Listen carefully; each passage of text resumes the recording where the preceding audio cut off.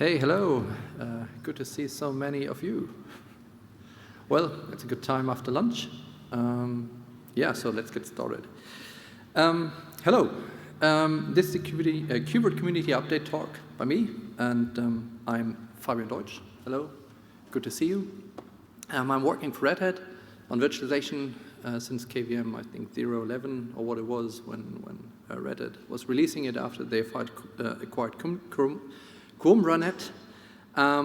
Later on, I was then joining Red Hat and working on oVirt, and now going over to the KubeVirt project.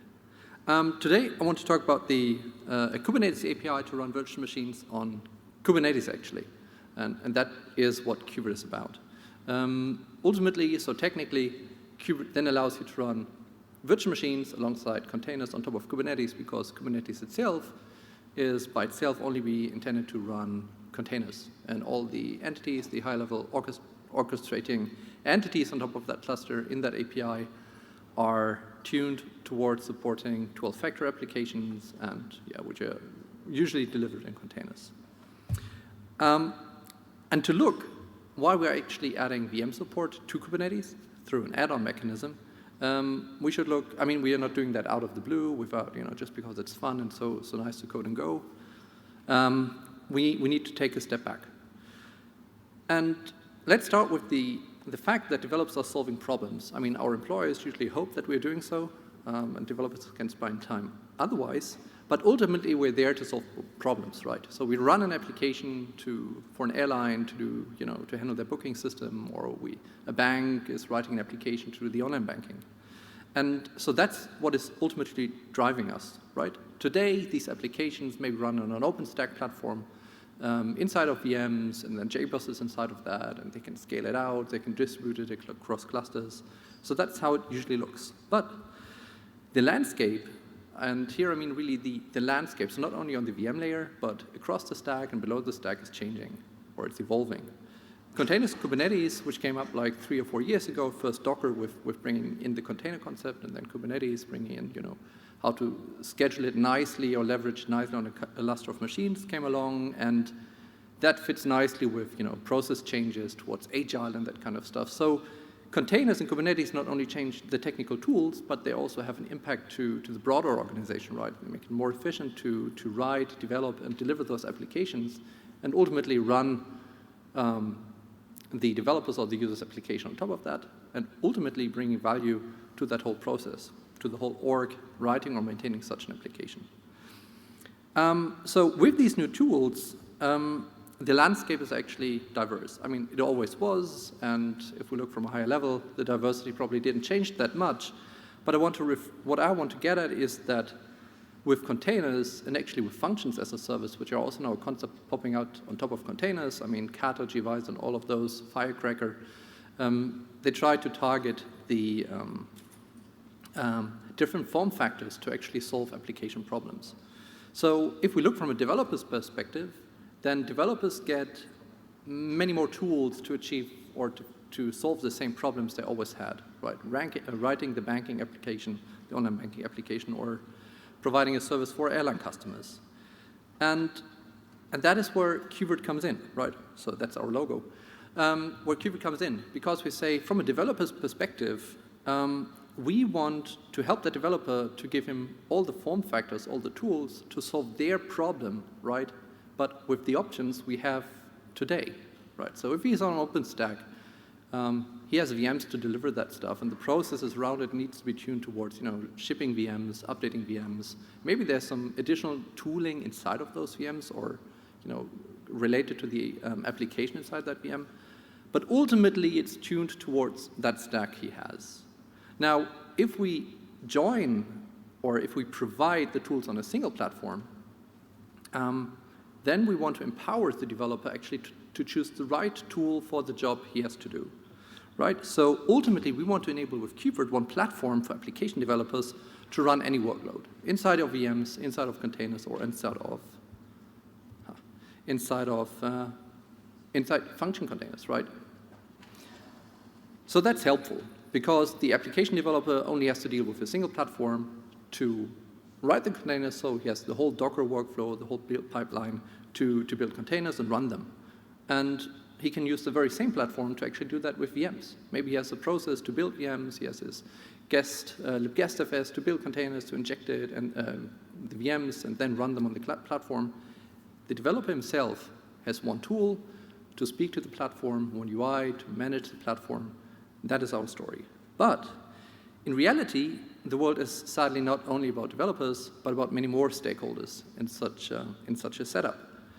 One of the other stakeholders in this picture are administrators, right? I mean, they provide the platform for an application developer, and the administrator's responsibility is to maintain such a platform. And I mean, it's not just the platform, not just OpenStack, or not just Kubernetes, or oVirt, or something else, but they usually, especially in smaller orgs, they also provide, provision the hardware, they take care of the storage, they take care of the networking, wiring it all up, and that's what the admin has to do. So if we have two platforms, the admin now has not only the choice, but he also has the responsibility to maintain two platforms, right? To provide storage for two platforms, for OpenStack and Kubernetes, networking for OpenStack and Kubernetes.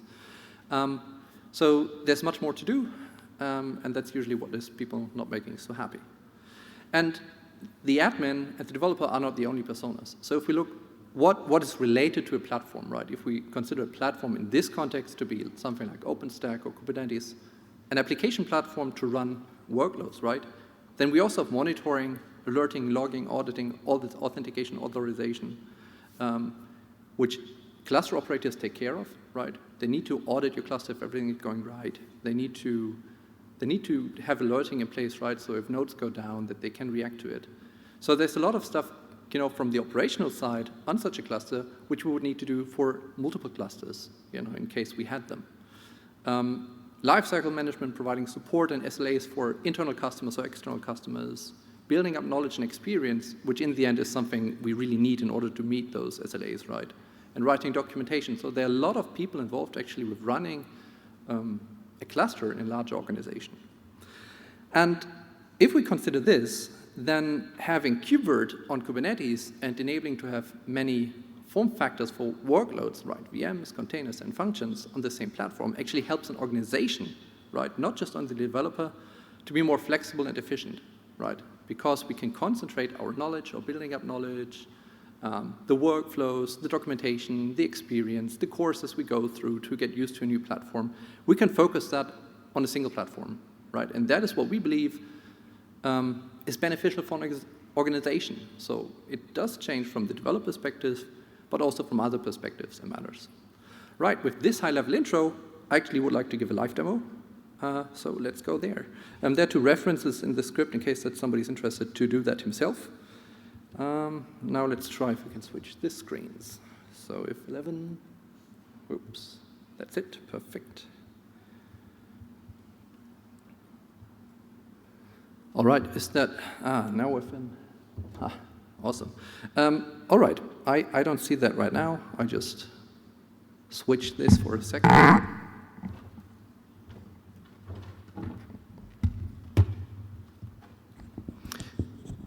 Is this good enough? All right, sounds to be. All right, so what I'll be doing is Kubernetes, KubeVirt can be added to any Kubernetes cluster. I don't want to play with the monitoring, mirroring, and so I think that's less risky. KubeVirt can run on any cluster. I'm going just to start with that. So the cluster type we're going to use is actually kind, which is Kubernetes and Docker containers. And we can actually verify that by using kube get nodes to see that we have a 3 nodes cluster.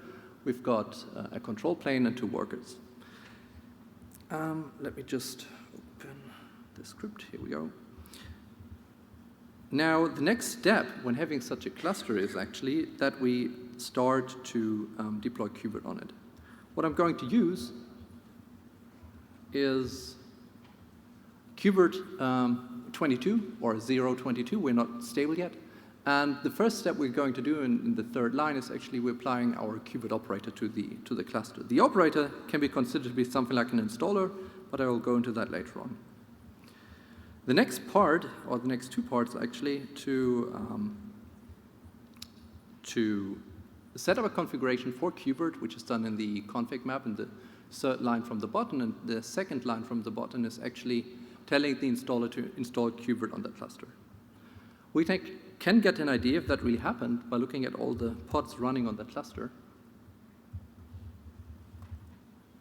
And we see that now we have a couple of pods running. Pods are effectively a group of containers running an application.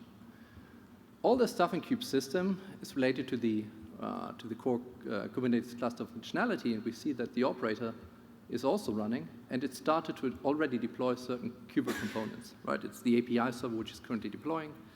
Let's check again, because there's some more containers. Yeah, here we go. We've got the handler, which is a node agent and a controller. So all in all, it's looking good, and we should be done in a second. That's looking very good. There's no caching here, so it's all live from the internet. Now, after we deployed KubeVirt, what we can do is actually we can start launching VMs. What I'm doing is I defined a VM. So how does it look? Kdid test VM. It looks a bit messy. Here we go. That's better. So starting at the top, we provide some metadata. We define the VM. Here you see the spec contains the specification of the VM. We say it's not going to run right now. We provide some devices like a Virtual disk, 2 Virtual disks actually, and an interface. And down here we define what the sources of those devices are. So a pod network and a Zero OS disk. All right, so far so good. Now let's start the VM. We can actually do that by editing the definition of this VM. Just need to go down. Here we are. So Kubernetes is a declarative system, so you effectively define, it's true, sorry. You define the state of the world, how you want it to be, and the system is then taking care of getting the itself into that desired state. God bless you. So here we go. So we defined a VM, which is the test VM. We defined that about a minute ago. It reminds me that the demo is going on. And now we said it's going to be running, and running VMs are represented in KubeVirt cluster with instances, right? So for every VM you have defined, it's not necessarily consuming resources because it stopped, but once you start it, then an instance is getting created. And we see that here. We see test VM was started 18 seconds ago, it's now running, has an IP, and is located on the kind worker. So how can we verify that this is really working? By logging into it, right? Let's see. virtctl. So we've got a small tool called virtctl, which allows us to, for example, connect to the serial console of a VM, which happened now here. Go caps go. And we see with the uptime that we're now up for less than a minute, which is not too bad. We can also do the very same thing with VNC, for example. And here with the VNC window showing us the screen of the VM. So we defined and started VM. That's all good. We connected to it. So the next thing we can actually do is to live migrate it. I mean, we have a kind cluster, which has 3 nodes, and 2 of them are workers. So we can easily migrate now the VM from one node to the other. We actually have a convenience command for that. So we can just say virtctl migrate test VM. Test VM was scheduled to migrate. We can now check.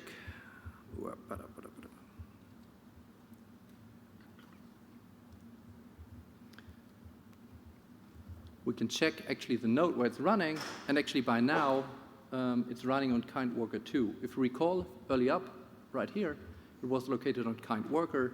Now it's located on kind worker 2. We can actually see that by saying kdescribe VM I test VM, and we see that the target was prepared, so a new slot was found in the cluster, a little bit of metadata, and ultimately we said virtual machine instance got defined on kind worker 2. So that's it. I mean, that is a live migration of the VM. We can obviously access it again. Let's just try that. Here we go. We can actually do zeros, go cups go, uptime. And we see it's up for 2 minutes, which is close to how long the demo took.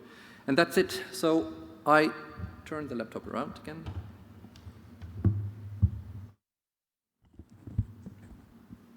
So we can take the terminal and switch it again.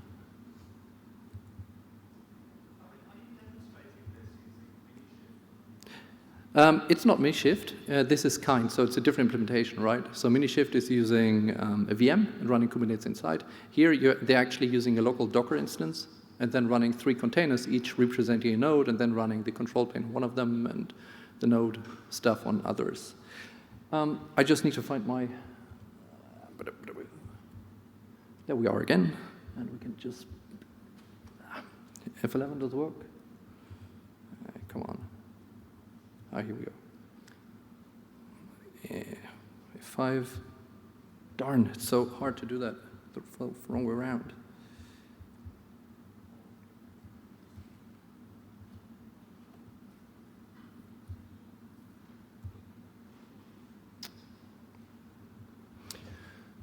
Christ. So, where is it? Here we go. Okay. Right, so that was the demo. Sorry for the switching noise.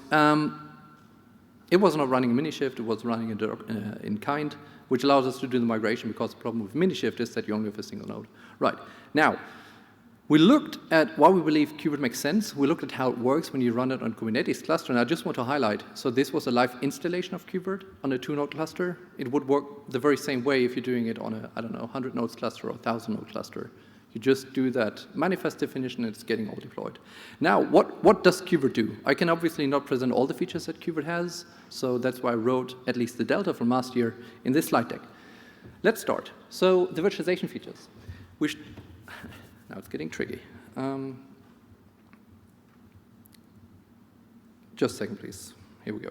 So SRV and vGPU pass-through. These are our 2 bigger features which were added in the last year. SRV support was mainly added by a community contributor, StackPath, because they're doing networking processing inside the KubeVirt VMs on top of a bare metal Kubernetes cluster.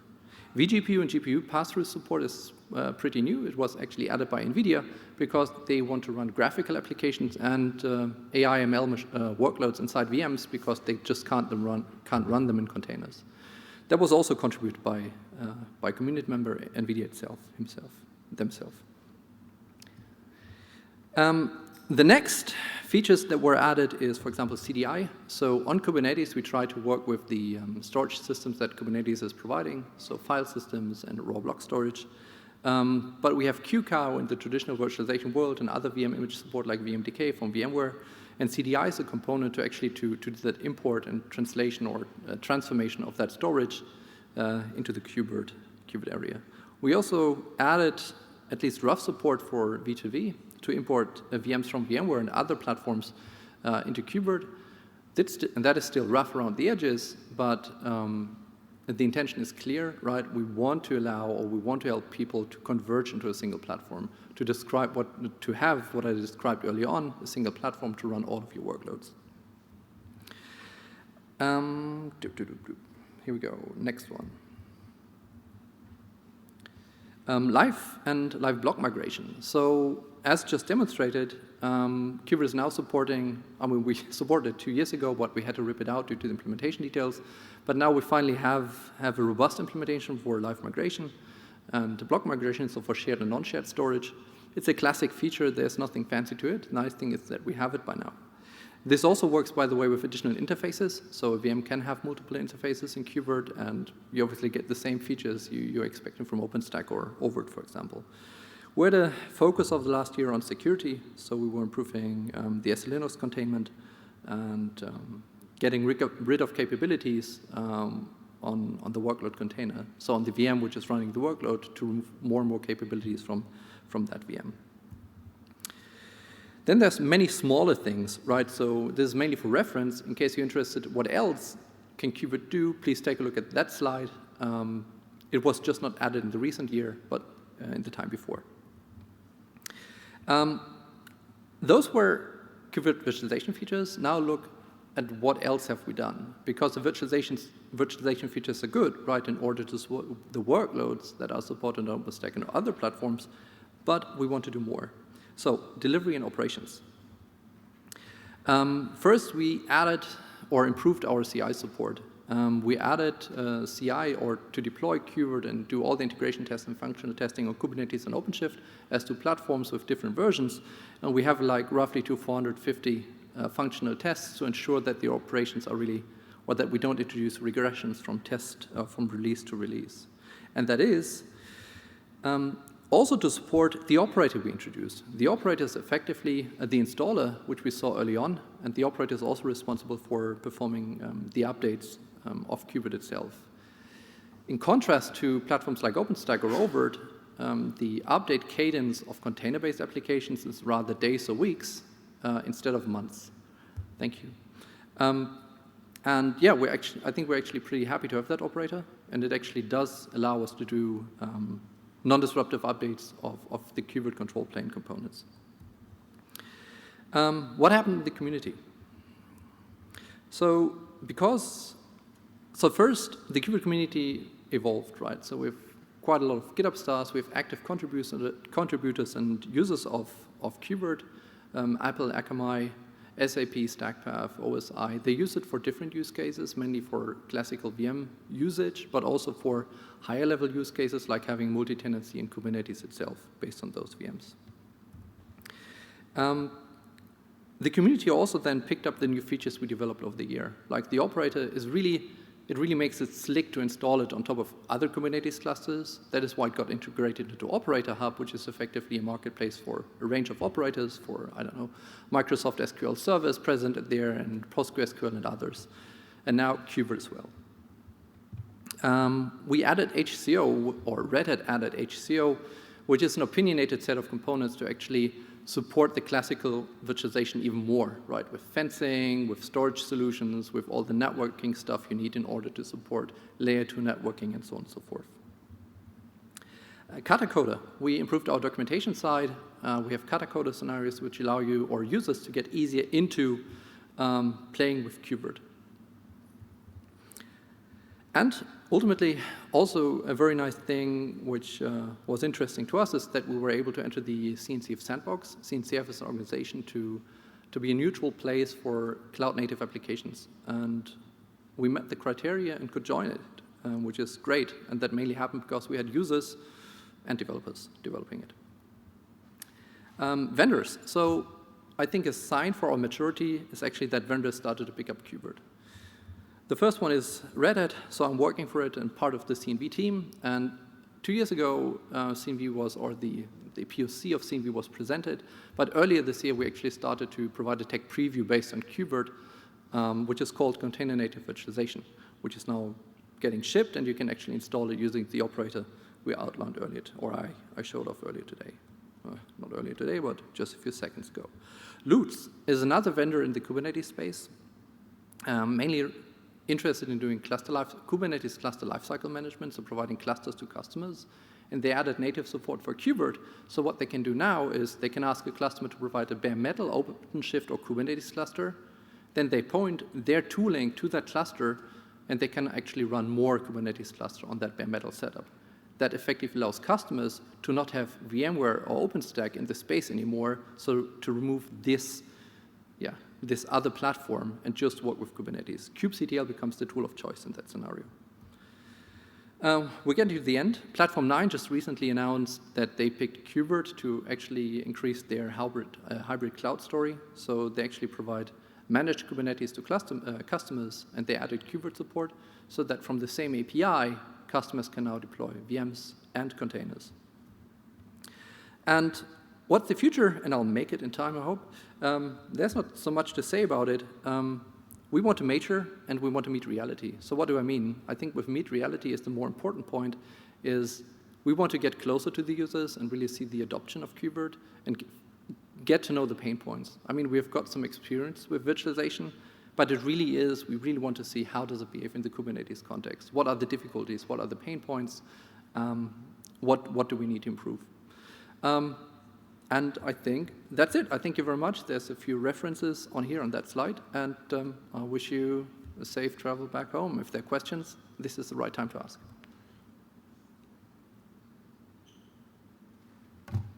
That's a great question. So I would reply that no, it's not yet an alternative to OpenStack. But you can try it. If you know OpenStack, then KubeVirt is something you want to try. Yeah, give it a try and try it out. You just need Kubernetes on bare metal.